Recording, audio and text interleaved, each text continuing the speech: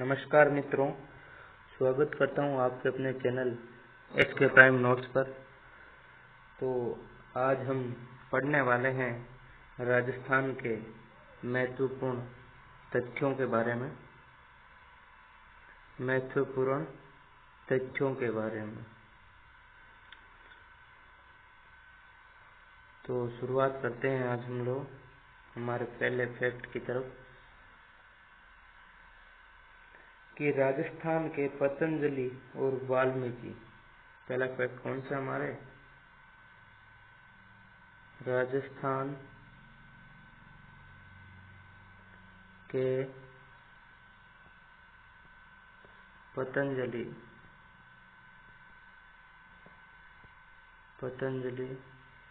और वाल्मीकि। पतंजलि और वाल्मीकि किसे कहा जाता है?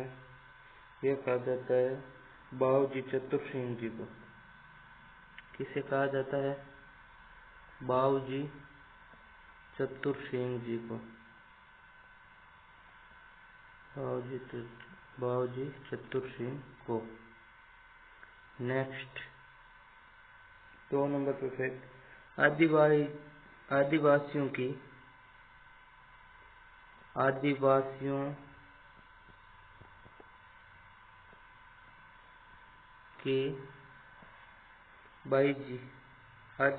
की बाईजी किसे कहा जाता है?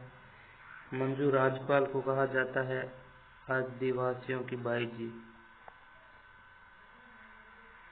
मंजू राजपाल को आदिवासियों की बाईजी कहा जाता है। नंबर 3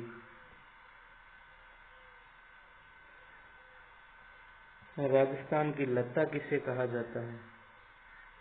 राजस्थान की लता किसे कहा जाता है? राजस्थान की लता कहा जाता है सीमा मिश्रा को।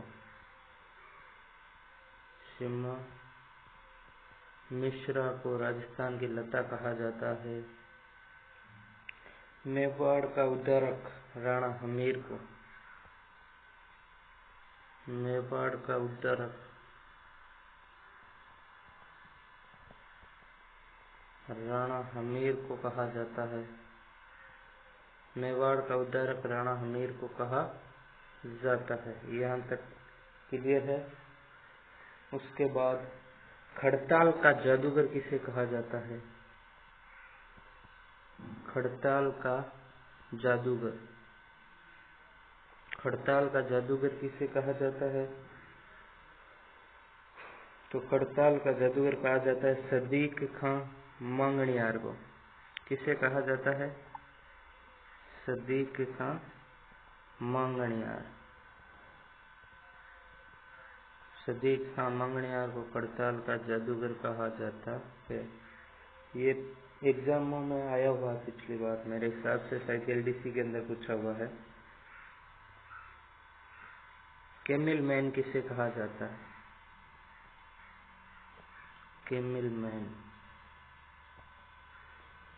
कैमिल मैन अशोक टाक को कहा जाता है। अशोक टाक को। टाइगर मैन किसे कहा जाता है? टाइगर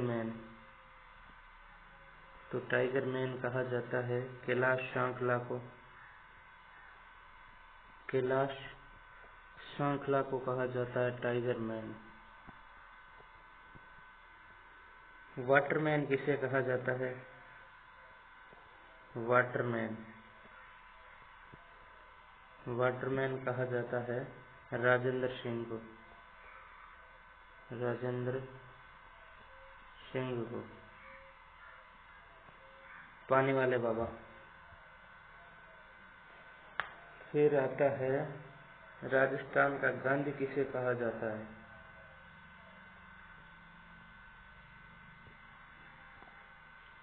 राजस्थान का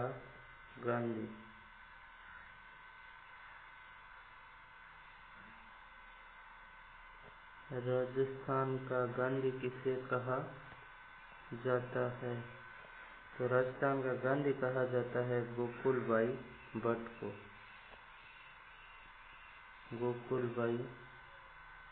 भट्ट को राजस्थान का गांधी कहा जाता है। राजस्थान का शेक्सपियर किसे कहा जाता है?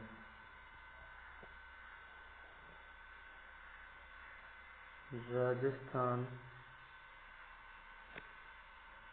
का शेक्सपियर किसे कहा जाता है? राजस्थान का शेक्सपियर किसे कहा जाता है? ये कहा जाता है विजयदान देथा को। विजयदान देथा को राजस्थान का शेक्सपियर कहा जाता है, याद रखना, ये थोड़ा इम्पोर्टेंट है। रेलवे मैन किसे कहा जाता है? Railway man, railway man,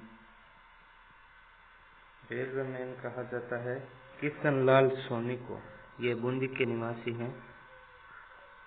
Kishan Lal Soni को कहा जाता है, किशन लाल सोनी को कहा जाता है रेलवे मैन। सिपाही का अंश किसे कहा जाता है? ये मेरे हिसाब से आज तक नहीं पढ़ा होगा आपने। सिपाही का अंश किसे कहा जाता है, या फिर किसकी उपाधि है ये सिपाही का अंश? सिपाही का अंश कहा जाता है महाराणा सांगा को। महाराणा सांगा को कहा जाता है सिपाही का अंश, याद रखना ये भी। फिर आता है मारवाड़ का शाहजहाँ किसे कहा जाता है?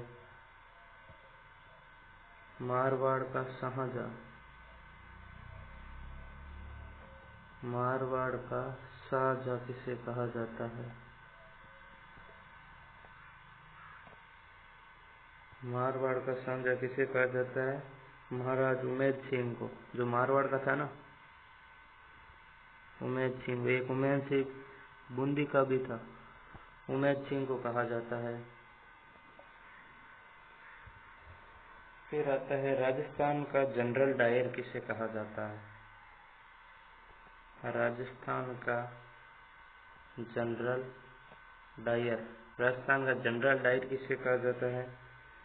छज्जू सिंह को। राजस्थान का जनरल डायर छज्जू सिंह को कहा जाता है, ये याद रखना, छज्जू सिंह को कहा जाता है जनरल डायर। फिर आता है चाणक्य किसे कहा जाता है? चाणक्य,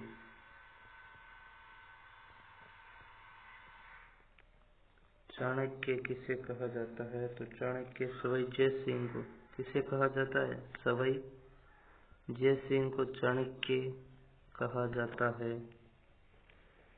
फिर आता है जहांगीर का नमूना, जहांगीर का नमूना किसे कहा जाता है? जहांगीर का नमूना किसे कहा जाता है? विजय सिंह को कहा जाता है जहांगीर का नमूना, विजय सिंह को, जोधपुर के राजा थे ना, उन्हें विजय सिंह को कहा जाता है। फिर आता है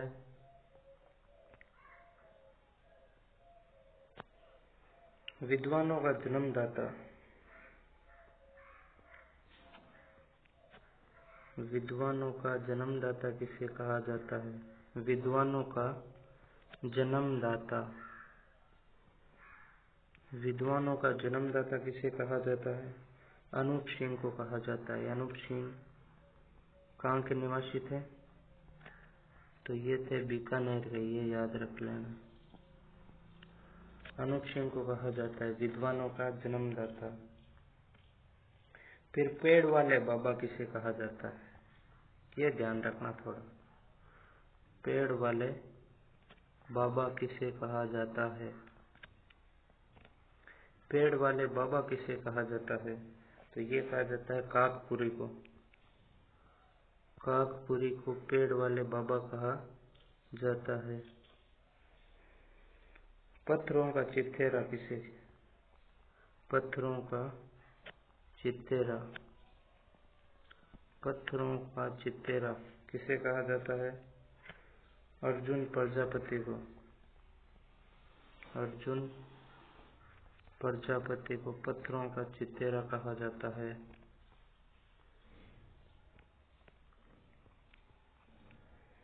फिर आता है नीड़ का चितेरा सौभाग्यमल गहलोत को। नीड़ का चितेरा सौभाग्यमल गहलोत को। सौभाग्यमल गहलोत को कहा जाता है नीड़ का चितेरा। सौभाग्यमल गहलोत को कहा जाता है नीड़ का चितेरा। फिर आता है बिलों का चितेरा, गोवर्धन लाल बाबा को कहा जाता है। बिलों का चितेरा गोवर्धन लाल बाबा को। गोवर्धन लाल बाबा को कहा जाता है बिलों का चितेरा।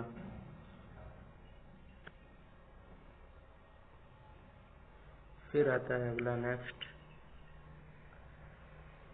भैंसों का चितौरा किसे कहा जाता है? भैंसों का चितेरा। भैंसों का चितेरा किसे कहा जाता है? तो ये कहा जाता है परमानंद चोयल को। परमानंद चोयल को कहा जाता है भैंसों का चितेरा। फिर राजमाता किसे कहा जाता है? राजमाता गायत्री देवी को। गायत्री देवी को राजमाता कहा जाता है, जो मानसिंह सेकंड आमेर के राजा मानसिंह की पत्नी थी। मानसिंह सेकंड की पत्नी, और 2008 के अंदर नहीं 2009 के अंदर इसकी मृत्यु हो गई थी। राजस्थान की राजमाता हो गई। फिर आता है क्रिकेट का चलता फिरता विश्वकोश। कौन आता है? क्रिकेट का चलता फिरता विश्वकोश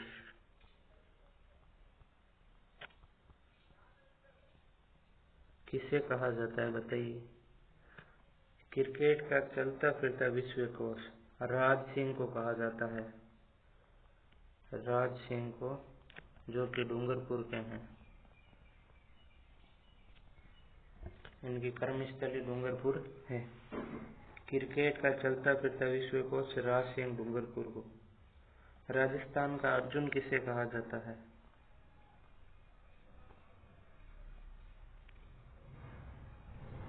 राजस्थान का अर्जुन। राजस्थान का अर्जुन किसे कहा जाता है? इसका आपको बताना है। राजस्थान का अर्जुन किसे कहा जाता है? ये कहा जाता है लिम्बाराम को,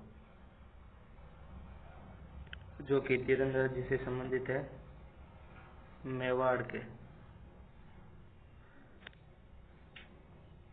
राजस्थान का अर्जुन। फिर आता है चंदन के चितेरे। चंदन के चितेरे किसे कहा जाता है? चंदन के चितेरे कहा जाता है अपने पवन जांगीड़ को। पवन जांगीड़ को, जो कि चूरू निवासी है। और आज का लास्ट फैक्ट है,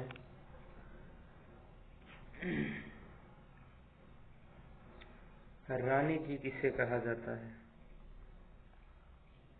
रानी जी, ये कहा जाता है लक्ष्मी कुमारी चुंडावत को। लक्ष्मी कुमारी चुंडावत को रानी जी कहा जाता है। तो ये आपको याद रखने हैं। ये आज के फैक्ट थे। इसके ऊपर कल और भी बेस्ट क्लास लेके आएंगे। तो अब मैं थोड़े से आपको एक फैक्ट बता देता हूँ, जो आपके बहुत ही काम का है। कि राजस्थान है, उसको हम 2 भागों में बांटते हैं। ठीक है, ये हो गया राजस्थान। इसको 2 भागों में अगर बांटें तो एक चीज का ध्यान रखना कि अरावली जो है राजस्थान की, अरावली पर्वतमाला, और एक है मैदान। मैदान तो है नवीनतम काल के, सबसे नवीनतम अगर पूछ लेना तो मैदान होते हैं, और सबसे प्राचीन पूछ ले तो वो है अरावली। ये चीज ध्यान रखना, 1 मिनट, ये चीज आपको ध्यान रखनी है सबसे खास तौर पे कि अरावली है जो है प्राचीन, सबसे प्राचीन भूखंड है, और मैदान जो है सबसे नवीनतम है। ये बात आपको ध्यान रखनी है। और एक फैक्ट और बता देता हूँ आपको, अगर राजस्थान का क्षेत्रफल पूछ ले, कुल क्षेत्रफल, तो एक चीज आपको खास तौर से ध्यान रखनी, मुझे पता है आपको आ रहा है, लेकिन एक चीज ध्यान रखनी है आपको इसके अंदर कि 3,42,239.74। अब ये क्या है, ये आपको भी पता है, और एक मैं और लिख देता हूँ यहाँ पे 132, 140। अब ये दोनों ही राइट है, लेकिन ये दोनों अपनी अपनी जगह पर सही है। तो इनका मतलब एक चीज याद रखना, ये जो है 132, 140 जो है, ये है वर्ग मील के अंदर, और ये है वर्ग किलोमीटर के अंदर, वर्ग किलोमीटर के अंदर। इस बात का ध्यान रखना। अगर आपको वर्ग मील में पूछे तो आपको इसका बताना है, और वर्ग किलोमीटर में पूछे तो इसका बताना है। खास तौर से ध्यान रखना, ऑप्शन दोनों ही होंगे लेकिन वो पूछेगा एक, तो इसका ध्यान रख लेना थोड़ा सा। फिर आगे बात करते हैं। अब ये जो राजस्थान का क्षेत्रफल है, ये भारत के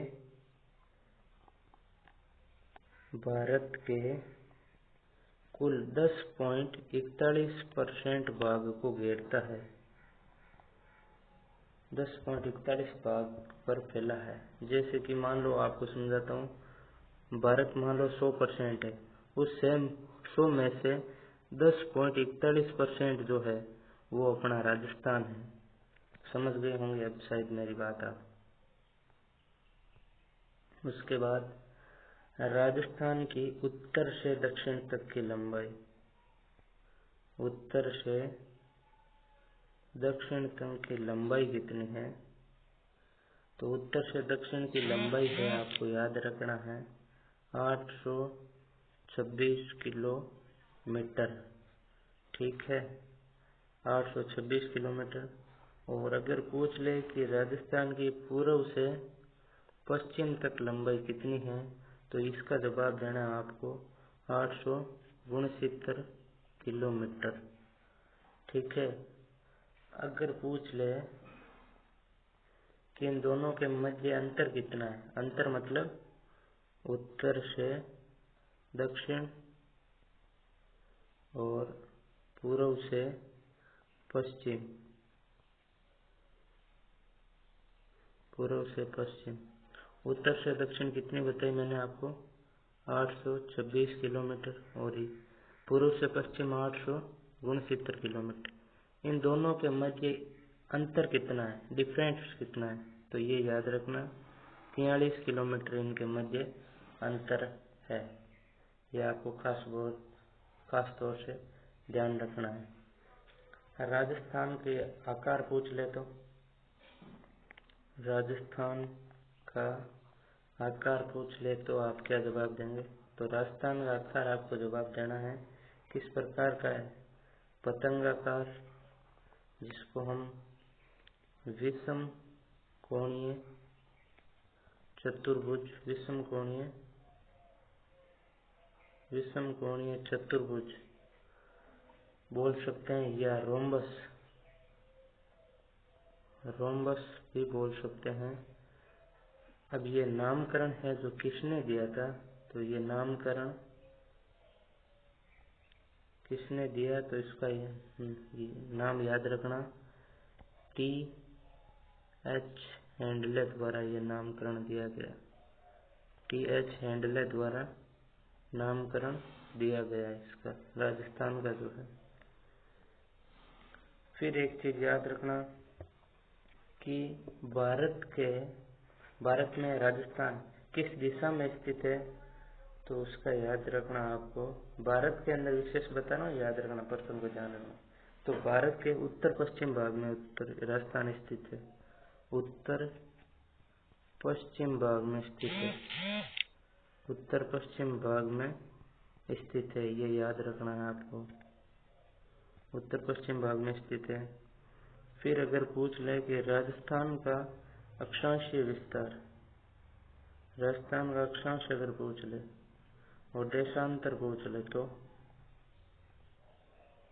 राजस्थान का अक्षांश पूछे तो ये याद रखना 23 डिग्री 3 से 30 डिग्री 12, 30 डिग्री 12। और देशांतर पूछ ले तो ये याद रखना 69 डिग्री 30 से 78 डिग्री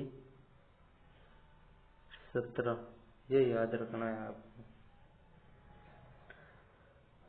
अब उसके बाद नेक्स्ट चलते हैं, नेक्स्ट फैक्ट पे। उसके बाद आपको याद रखना है कि अक्षांश जो है दो, जैसे कि अक्षांश है, अक्षांशों के मध्य अंतर कितना है, अक्षांशों के मध्य अंतर, अक्षांशों के मध्य अंतर कितना है, तो 7 डिग्री 9 का अंतर है, ठीक है। और अगर देशांतरों के मध्य अंतर पूछ ले तो देशांतरों के मध्य अंतर, देशांतरों के मध्य अंतर पूछ ले तो आपको बताना है 8 डिग्री 47, ये है अंतर इनके मध्य। और इन दोनों के मध्य ही अंतर पूछ ले तो क्या जवाब दोगे,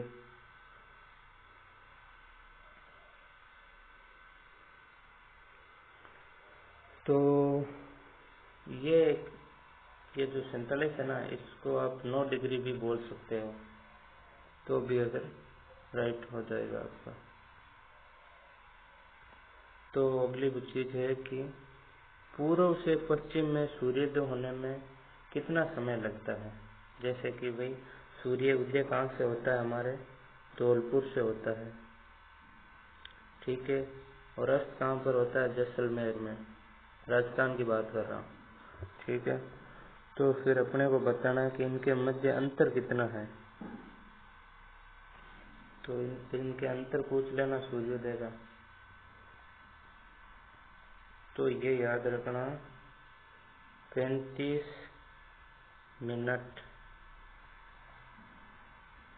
और 8 सेकंड का अंतर है, 8 सेकंड का। ओवरऑल पूछे तो बोल देना 36 मिनट का, 36 मिनट का अंतर है, 36 मिनट या 35 मिनट 8 सेकंड और या 36 सेकंड, ये याद रखना है आपको खास तौर से। जैसे अभी पिछले राजस्थान पुलिस 2019 में क्वेश्चन था कि 1 डिग्री देशांतर को पार करने में सूर्य को कितना समय लगता है, तो ये याद रखना आपको 1 डिग्री देशांतर पार करने में सूर्य को 4 मिनट का समय लगता है, 4 मिनट का समय लगता है, इस चीज का ध्यान रखना, 4 मिनट का समय लगता है। 1 डिग्री देशांतर को पार करने में सूर्य को कितना समय लगता है, 4 मिनट का समय लगता है। अब मैं आपका ज़्यादा टाइम नहीं लूँगा, बस 1-2 फैक्ट और बताऊँगा।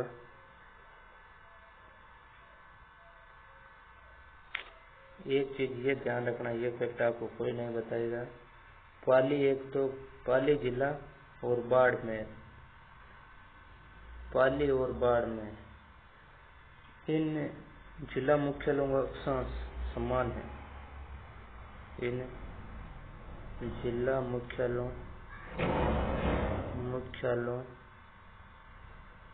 का अक्षांश समान है, ये याद रखना। इन जिला मुख्यालयों का अक्षांश क्या है? समान है। इस चीज का ध्यान रखना है आपको खास तौर से। फिर आता है कि कर्क रेखा की सर्वाधिक लंबाई किस जिले में है? कर्क रेखा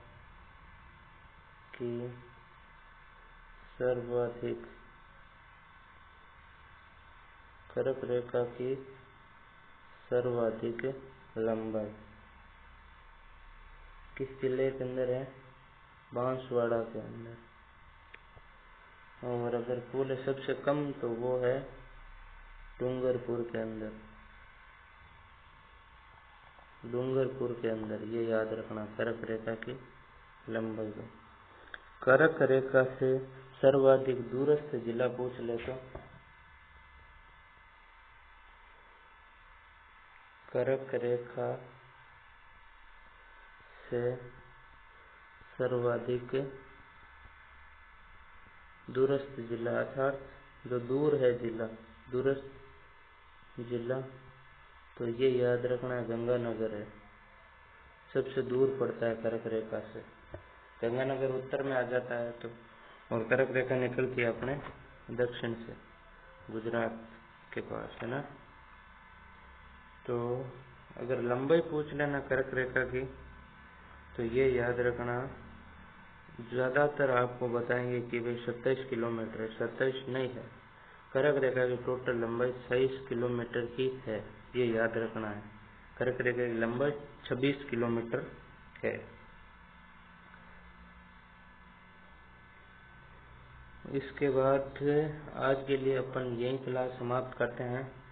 कल फिर इसी समय में आपको नेक्स्ट फैक्ट वाली क्लास डाल दूंगा। तो आप सभी से निवेदन है कि मेरे चैनल को सब्सक्राइब करें और लाइक करें।